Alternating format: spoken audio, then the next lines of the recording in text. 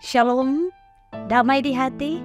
Saudara-saudaraku, jumpa lagi kita dalam program Renungan Harian Keluarga hari Kamis tanggal 15 Februari tahun 2024 bersama dengan saya Pendeta Linda Mende STH. Saudara-saudaraku, apa kabar di hari ini? Semoga kita semua selalu ada dalam keadaan tubuh yang sehat, kuat, serta diberkati Tuhan. Nah, saudaraku, saat ini kita akan masuk dalam pelayanan firman. Oleh karena itu, mari persiapkan hati kita, pikiran kita menghadap Tuhan. Mari kita berdoa. Ya Tuhan kami, ya Allah kami, Bapa yang begitu baik, Bapa yang telah menganugerahkan hari yang baru, hari yang indah bagi kami, untuk kami menjalani tugas tanggung jawab kami di hari yang baru ini. Dan dalam kesempatan ini Tuhan Yesus, kami rindu membangun satu persekutuan denganmu. Kami rindu untuk belajar lewat firman-Mu.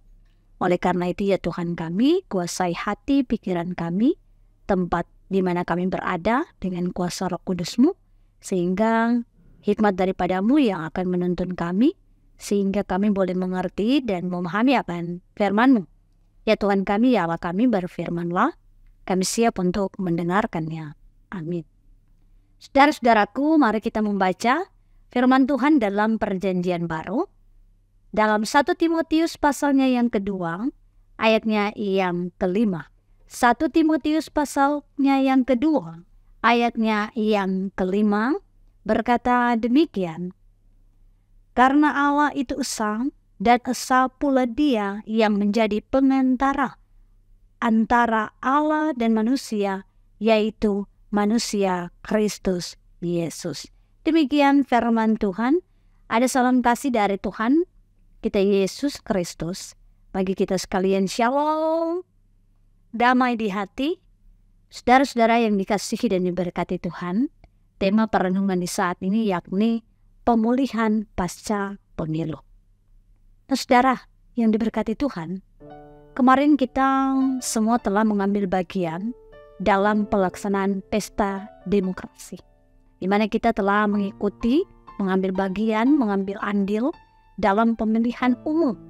Kita telah menyalurkan hak politik kita sebagai warga negara yang baik dengan memilih calon legislatif, baik di tingkat daerah, bahkan pula provinsi dan juga di nasional. Bahkan kita juga telah memilih presiden dan wakil presiden. Saudara-saudaraku yang diberkati Tuhan, tentu kita tahu bahwa pilihan yang kita ambil itu secara sadar dan pasti di antara kita semua, kita memiliki berbagai pilihan masing-masing. Pasti berbeda-beda. Nah, dalam perbedaan yang kita alami, dalam perbedaan yang kita rasakan lewat pemilihan ini, mungkin saja terjadi berbagai persaingan, dan juga mungkin ada yang muncul juga gesekan-gesekan yang pada akhirnya karena perbedaan itu membuat atau mencederai hubungan antara keluarga, teman, sahabat, kerabat, bahkan juga sebagai sesama jemaat Tuhan. Hal-hal yang demikian yang membuat kita tidak lagi menjalin hubungan yang baik dengan sesama kita.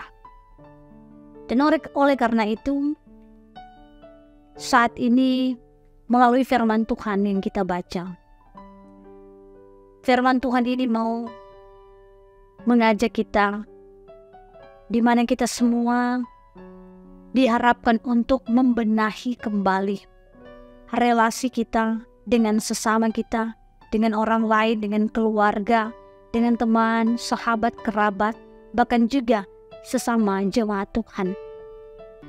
Kita senantiasa dihentar lewat firman Tuhan yang dibaca saat ini, bahwa Allah itu esa, dan esa pula Dia menjadi pengantara antara Allah dan manusia.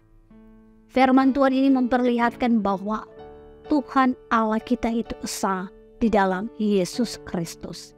Sehingga kita dihantar untuk kembali menyatu, menatap ke depan untuk kehidupan bersama yang rukun dan damai di antara perbedaan yang kita hadapi, yang kita rasakan.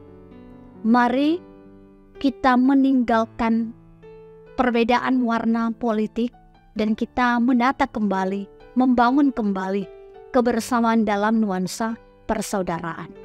Saudara-saudara yang diberkati Tuhan, ketika kita menjalin lagi satu kebersamaan, satu persaudaraan, dan meninggalkan perbedaan warna dalam pesta demokrasi, maka secara sosial kehidupan kita akan kembali normal lagi. Kita akan terus hidup berdampingan satu sama lain.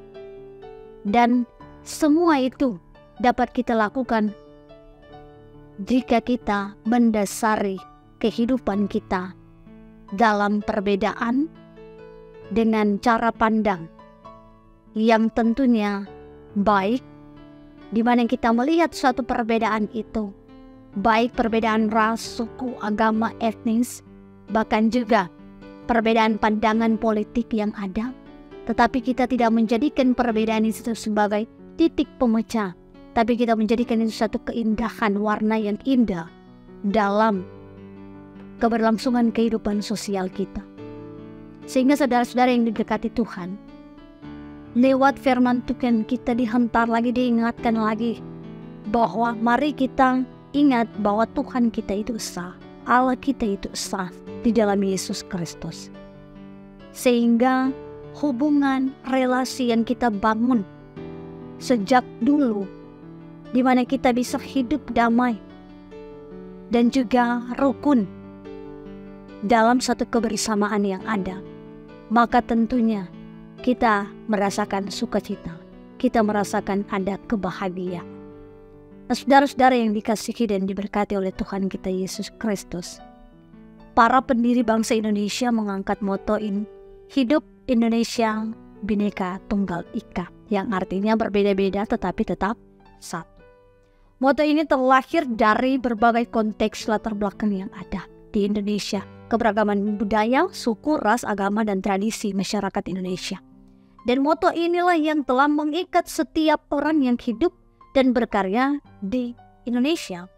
Sehingga firman Tuhan hari ini mengajarkan tentang keesaan Tuhan Allah melalui Rasul Paulus, di mana menunjukkan keesaan Tuhan. Tuhan Allah bukan hanya sebatas relasi Bapa dan Roh Kudus, melainkan keesaan yang mengartikan satu hakikat yang tidak terpisahkan satu dengan yang lain sesama manusia juga. Kita diperingatkan untuk tetap membangun persekutuan yang saling mengikat satu sama lain. Yesus Kristus berfirman, tetapi penghibur yaitu Roh Kudus yang akan diutus oleh Bapa dalam namaku, dialah yang akan mengajarkan segala sesuatu kepadamu dan akan mengingatkan kamu akan semua yang telah kukatakan kepadamu. Itu disampaikan dalam Yohanes 14 ayat 26. Firman-Nya ini menunjukkan keesaan Bapa, Anak, dan Roh Kudus bersama-sama melakukan sesuatu yang memberi arti dalam kehidupan para murid Yesus Kristus. Oleh sebab itu, di momen pasca pemilihan umum ini, kita terpanggil untuk menyuarakan tentang keesaan, persekutuan, dan persatuan hidup bercermin pada kesan Tuhan Allah di dalam Yesus Kristus dan Roh Kudus untuk kesejahteraan, hidup bersama, dan demi kemuliaan Tuhan Allah. Tuhan memberkati firman-Nya, amin. Mari kita berdoa. Terima kasih Tuhan Yesus untuk firman yang indah, firman yang mengingatkan kami betapa luar biasanya karya Tuhan dalam perjalanan kehidupan setiap kami umat manusia, di mana Tuhan mengizinkan adanya perbedaan di antara kami, dan Tuhan menginginkan kami tidak menjadikan perbedaan itu sebagai titik tolak pemecah belah kehidupan, keberagaman yang ada. Tetapi keberagaman dan perbedaan yang Tuhan izinkan itu terjadi dalam kehidupan setiap kami, itu untuk mengingatkan kami bahwa dari manapun kami, latar belakang apapun kami, kami tetap satu di dalam Kristus Yesus. Kami tetap satu memuji dan memuliakan Allah yang esa. Allah yang esa di dalam Yesus Kristus dan Roh Kudus. Itu yang akan bekerja dalam kehidupan kami sebagai orang-orang yang percaya. Tuhan Yesus menolong dan menuntun kami untuk hidup dalam damai sejahtera dan sukacita, hidup dalam keberagaman dan perbedaan, namun rukun dan damai. Tuhan Allah Bapa kami, saat ini kami berdoa bagi saudara-saudara kami yang sementara menyaksikan video di channel YouTube Jemaat Gemi Maranatha Paslatan dalam edisi Renungan Harian Keluarga hari ini. Maka diberkati Tuhan kehidupan mereka, pribadi dan keluarga mereka.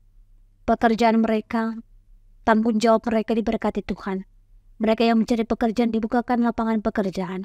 Mereka yang kesulitan dipermudahkan setiap jalan dan urusan mereka. Mereka yang dalam keputusasaan, Tuhan bukakan hati mereka untuk melihat pengharapan di tengah-tengah keputusasaan itu. Ketika mereka bergumul dalam pendidikan mereka, masa depan mereka, Tuhan Engkau yang menolong. Engkau yang akan menuntun membimbing mereka, agar mereka boleh meraih keberhasilan, mencapai cita-cita dan kerinduan mereka. Mereka yang sakit Tuhan jamah, Tuhan pulihkan dan Tuhan sembuhkan. Kuat sehatkan mereka Tuhan, sehingga boleh berkumpul dengan keluarga dan hidup dalam kebahagiaan untuk hidup berkenan di hadapan-Mu.